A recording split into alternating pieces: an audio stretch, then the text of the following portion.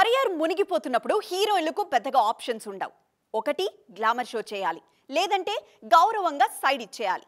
కొందరు రెండో ఆప్షన్ తీసుకొని తప్పుకున్నారు. కానీ నేనా టైప్ కాదంటున్నారు కీర్తి సురేష్.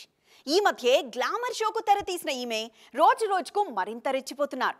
పబ్లిక్ ఈవెంట్స్ లోనూ రఫ్ ఆడిస్తున్నారు కీర్తి. కెరియర్ మొత్తం ఇలాగే మహానటి అని పిలిపించుకోవాలని పాపం కీర్తి సురేష్ కి మాత్రం ఉండదా చెప్పండి. కానీ ఎక్కడ పిలవనిస్తుంది ఈ పాడు సమాజం. పైగా గ్లామర్ షో చేయకపోతే ఆఫర్స్ కూడా రావాయే. దాంతో ఆఫర్స్ కోసం అందాల ఆరబోతకు తెరతీయడం తప్ప మరో ఆప్షనే లేదిప్పుడు కీర్తి చేతిలో. అందుకే మెల్లగా అటువైపు ఈ మోడర్న్ మహానటి అడుగులు పడుతున్నాయి. నటిగా గుర్తింపుంది, సాక్ష్యంగా జాతీయ అవార్డుంది. అయినా ఆఫర్సే రావట్లేదు. అందుకే అనుపమా పరమేశ్వరన్ మాదిరే కీర్తి సురేష్ కూడా మేకోవర్ అవుతున్నారు. సర్కారు వారి పాట నుంచే కీర్తిలో ఆ మార్పు స్పష్టంగా కనిపిస్తోంది.